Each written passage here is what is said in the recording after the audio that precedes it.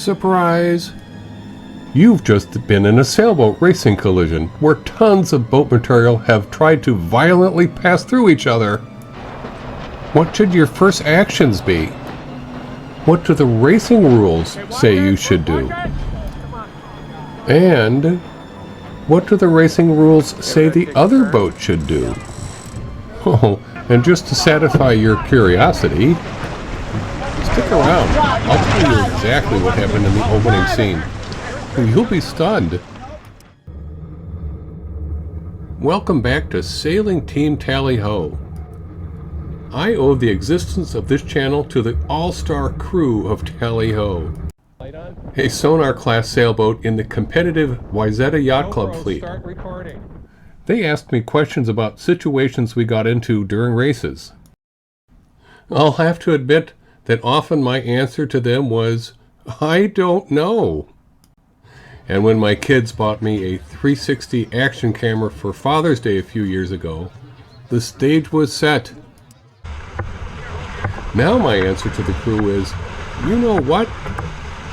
I'm going to research this and make a video for us and our worldwide friends, which is exactly what you're going to see today. In this video, we'll cover what actions and quick thinking needs to take place immediately when a collision has occurred, both from a recovery and a racing perspective, with the references in the racing rules of sailing to back that up. When you're in a collision in the future, you'll be far better prepared to stay calm and handle the situation without panicking. For now, I'm going to steer away from fault determination. That's for another video. And I've got lots of really good footage for that, so be sure to click the like and subscribe. It really helps me to keep this going. I do appreciate it. Thanks. First is a clarification. Today what we're talking about is in the racing rules of sailing. We'll call it the RRS. But this is different than the navigation rules, often generally called the Colregs, which is not completely accurate, but we'll let it go here. The purpose of the Colregs are to ultimately adjudicate legal liabilities with regards to property loss and personal injury. Think insurance claims. And you know that stuff never goes away. The primary objective of the RRS, on the other hand, is to provide a standard framework that ensures both safety and fairness during competition on the race course. While some topics overlap between the two, others do not. Now, don't get me wrong, the Colregs are still vitally important.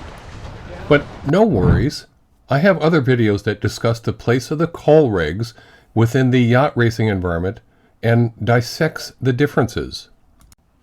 I'll leave links to those in the comments. Okay, let's dig in. Not surprisingly, our first concern with a collision is with personal injury and vessel damage. I'm going to point to two places in the RRS. The first is Rule 44.1b. Let's read the important parts together very carefully. There is the phrase, if the boat caused injury or serious damage, and her penalty shall be to retire. So when collisions occur, I would argue that in real life, there is often a dispute as to who caused it, which I think takes us to Rule 1.1, the first rule in the whole book. Remember, we're talking about collisions here. A boat, competitor, or support person shall give all possible help to any person or vessel in danger. This tells me that regardless of any opinion as to the cause, an immediate assessment should be made if there is significant damage or injury on either boat involved.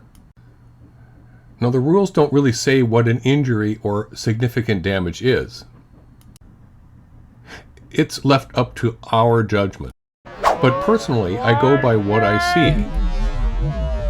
If I see the other boat just do a quick glance and continue racing, then there is probably no injury or significant damage. However, if there's something obviously wrong with the boat, or a showing of panic amongst the crew, or of course if they tell you, it's time to enact Rule 1.1, whether you think they caused it or not. In my opinion, if you see this and you can help, you should retire from the race.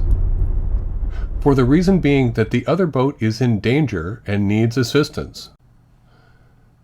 Rule 1.1 is the highest priority of all rules.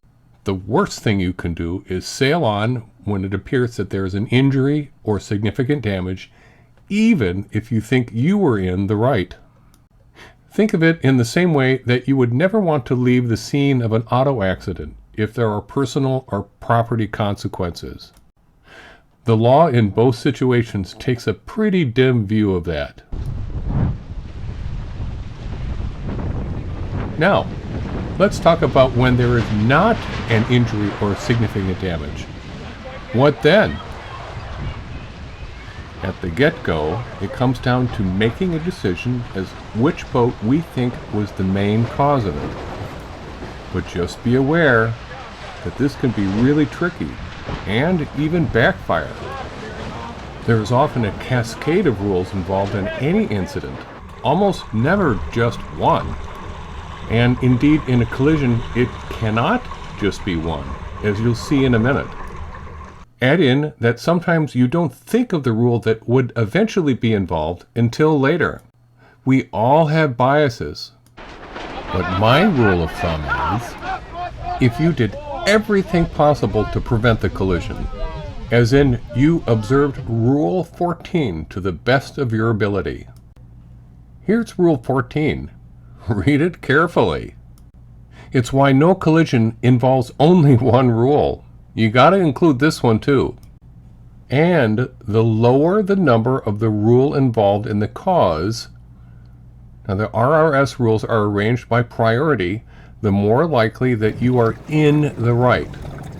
Oh, but never be too sure of yourself. A protest hearing is done with a jury, and they base their decisions on what the evidence presented is, not what you think it is. So you're pretty sure you're in the right. How do we win this? I'll sum up what I do. Number 1, be very intentional about following rule number 14. Number 2, know the rule broken that caused this and can prove it. Fly a red flag and hail the other boat within a few seconds. Protest juries love decisiveness. Number 3, make sure you query the crew on the spot. Prepare your witnesses. Pay particular attention to speed and response times in seconds. And number 4, cross your fingers and sail on. But what if you are the one at fault? 9, 8, 7, 6, 5, 4. Well, then we go back to our rule in the book, our old friend 44.1, which talks about exoneration by taking penalties. Generally, that is by doing 1 or 2 complete turns. But make sure you look at the sailing instructions if you're in a regatta or club setting. Race management has the discretion of changing the number of penalty loops, so be careful. But if you need to take your turns, take them promptly. Like I've said, protest hearings favor decisive actions.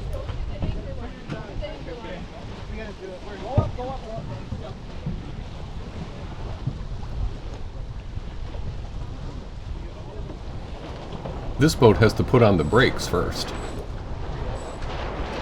If you're new to this, don't worry, this happens to everybody eventually.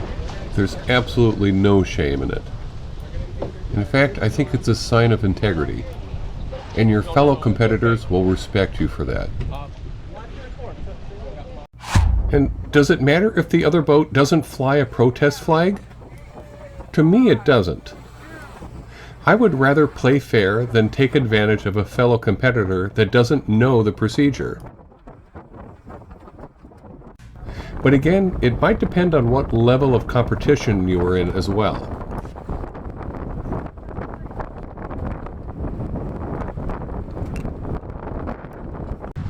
Okay, you've stuck it out this long. Reward time! Let's move on to showing you the dramatic collision we were in at the beginning of the video, from start to finish. You'll see what our action was, plus any penalty action from the other boat. The first time through, I'll slow it down at points to make comments. But then I'll repeat it at full speed.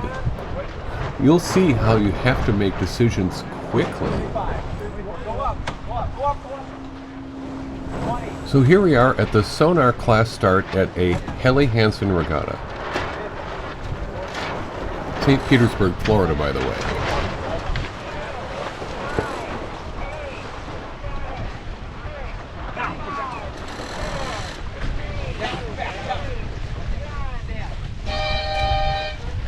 That's the start.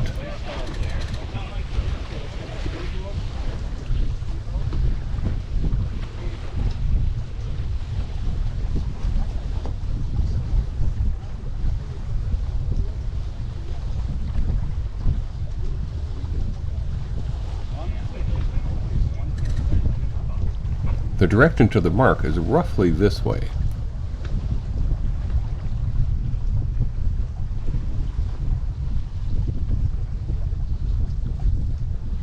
Keep an eye on this boat.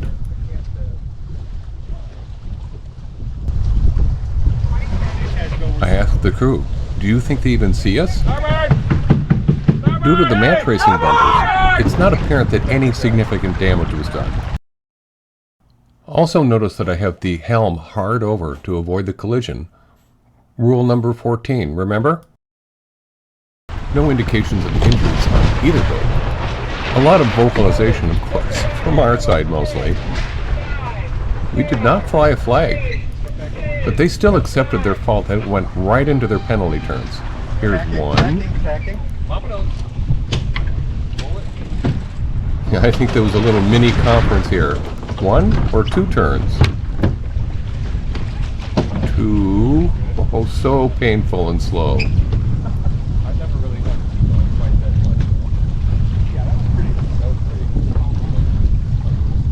Oh, and they're doing a third. Did they need to do that? Maybe they lost count? And look how far it drops them back. And this is in light air.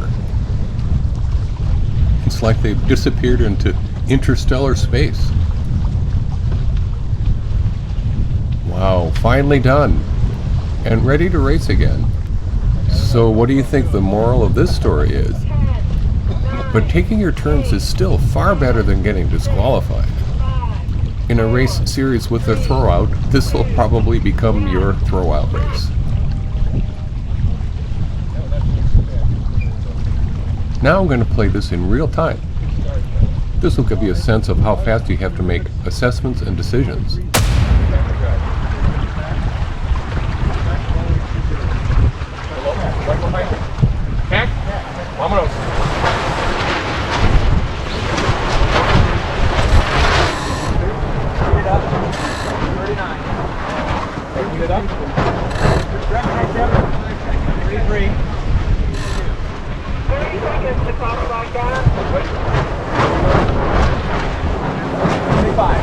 Go up. 20.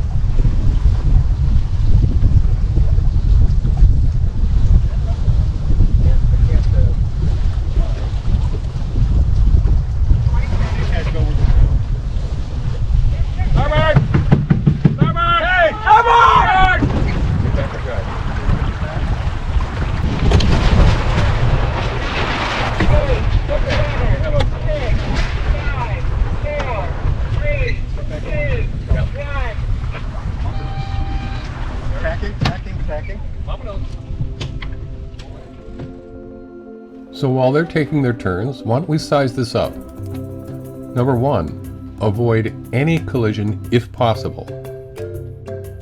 Number 2, be ready to retire if you see evidence of injury or significant damage on either boat. Number 3, protest decisively when you're confident.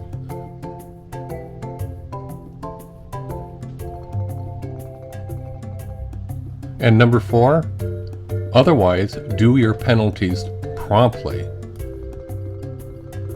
Can you think of anything I missed? Please let me know in the comments. So thanks for joining us in one of Sailing Team Tally-Ho's crew sessions. I hope you found it useful. I'll have lots more, as my crew will undoubtedly ask me many more questions that I'm truly stumped by. So come along and we'll learn together.